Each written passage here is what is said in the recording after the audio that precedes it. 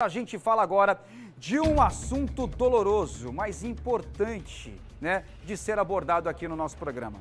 A parada cardíaca de bebês ou em bebês dentro da barriga, os dias, né, há dias do nascimento, o que os leva a óbito. Ontem mesmo, né, chegou essa informação triste demais pra gente, a jornalista e também a apresentadora Tati Machado, de 33 anos, ela, a assessora, na verdade, contou nas redes sociais dela, né, que está passando por esse sofrimento, que acabou perdendo o bebê há poucos dias, né, do nascimento. E também, há poucos dias, esse anúncio que vocês estão vendo aqui na tela, foi a assessora que colocou aqui na rede social. Aí, há poucos dias, já havia acontecido o mesmo fato, desta vez com a atriz Michele Machado, de 41 anos. Ela também perdeu o bebê na reta finalzinha ali, ó, de gravidez. A criança também teve uma parada cardíaca ainda dentro da barriga. Mas qual pode ser o motivo para que um bebê prestes a nascer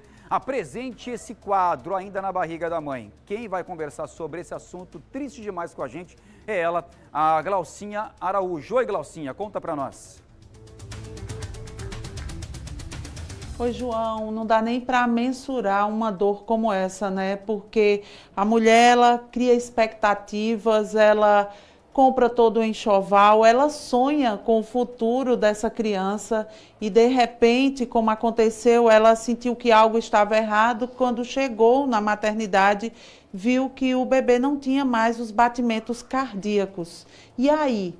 Por que isso acontece? Porque a gente está vendo com tanta frequência. A gente quis saber com uma ginecologista e obstetra. E ela vai falar para a gente agora. Vamos ver. Que nós precisamos ter em mente que o primeiro ponto é a estratificação de risco. Gestantes de risco habitual, elas vão ter menos risco em relação às gestantes de alto risco. Que o pré-natal acaba sendo a estratégia mais importante para a gente tentar prevenir. Porém, a gente precisa lembrar que existe a questão estatística de que de 1 a 3 mulheres para cada 1.000 gestantes podem evoluir com um caso de fatalidade sem uma devida causa aparente. Por outro lado, é importante lembrar que o segmento pré-natal, com um profissional especializado que vai estar ali dentro das orientações da educação perinatal e da questão da movimentação fetal, que é algo importante nessa fase do terceiro trimestre, que nós chamamos de mobilograma. Eu sempre costumo dizer para as minhas gestantes que têm a oportunidade de acompanhar, bebê saudável é bebê que mexe, que se movimenta. E ninguém mais do que a gestante conhece o perfil de movimentação do seu bebê. Então nós temos estratégias, nós temos tecnologias como aparelho de cardiotocografia, ultrassonografia, que vão ajudar a contribuir nessa investigação.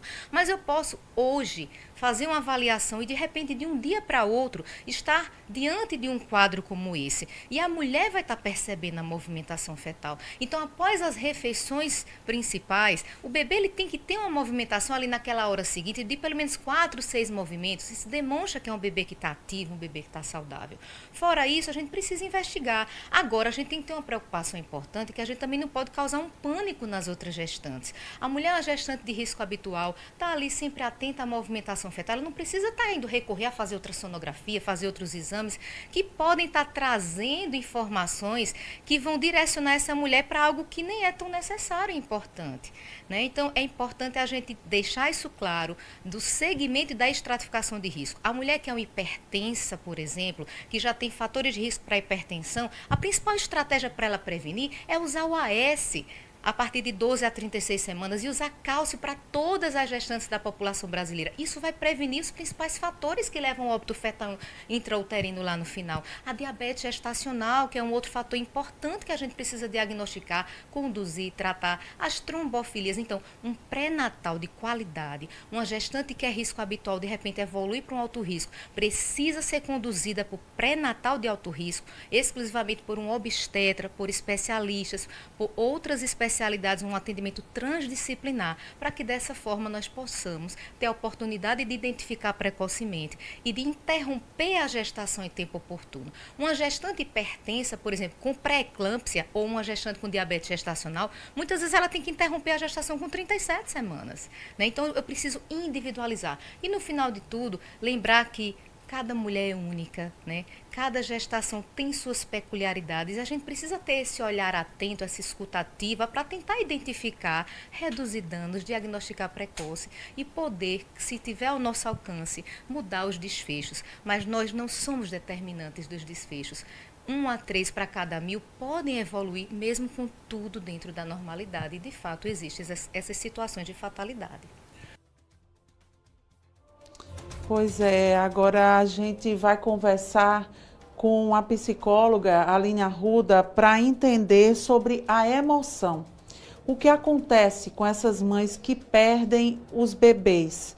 Já nessa reta final, como foi o caso dessas duas pessoas.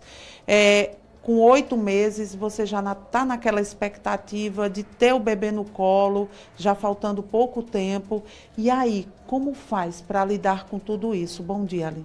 Bom dia a todos. Pois é, nós estamos falando de um luto perinatal, né, que ele acontece no processo gestacional até os 29 dias de vida do bebê. E há uma perda significativa de um filho, não é? Porque se gera expectativa, se faz planos, muitas vezes planos futuros distantes, a família fica preparada para receber esse bebê e há uma perda. E o pior é porque além da dor do luto, que é uma perda, não é um luto, como outra pessoa que poderia morrer na família, muitas vezes é um luto que não é validado, que as pessoas acham que, mas nem nasceu, não precisa estar sofrendo tanto, né? Ou querem que a pessoa tenha um prazo ali de sofrimento. Olha, já passou 5 meses, ainda está sofrendo. Então é muito importante que essa mãe se sinta acolhida, tanto pelo hospital, né, de fazer ali uma pequena homenagem a essa criança que chegaria, a família acolher. Muitas vezes as pessoas querem dar um consolo ali, querem dar uma palavra, e às vezes é uma positividade que é tóxica. Ah, mas você é tão nova, pode ter outro, daqui a pouco vem outra criança, não precisa mais falar sobre isso, dá logo as coisas dele. E é preciso que as pessoas perguntem como que essa família prefere sofrer, prefere passar por essa etapa dessa perda. Né? Então, não sei o que dizer, só fica ali junto, olha, eu vou ficar aqui com você, né? Deixar que a pessoa fale da sua dor. Se a perda da mãe é significativa, muito mais silenciada é a perda do pai. Muitas vezes ele não pode demonstrar, ele precisa agir, as questões burocráticas, tudo. Então é preciso deixar esses pais falarem sobre essa perda, sobre essa dor, sobre o que esperavam que fosse, sobre os planos que tinham. Então deixar que a pessoa consiga se expressar, procurar um profissional, se for o caso, né? Mas, inclusive, os pais podem chorar na frente das outras crianças, dos irmãos, para que os irmãos também consigam ressignificar a sua perda, porque às vezes não vamos chorar na frente dele e tal, só que sabia da chegada de uma criança que não vai mais chegar, né? Então, não é sobre a idade gestacional ou a idade da mãe, é uma perda, e é preciso ser respeitada e sentida. Agora, Aline, muitas vezes, naquela hora que a gente está na dor, vendo a mãe ali, sabe que vai voltar para casa e aí toma atitudes como vamos tirar tudo que lembre aquela criança. A gente tem que fazer isso sem falar com a mãe ou a gente tem que deixar ela decidir?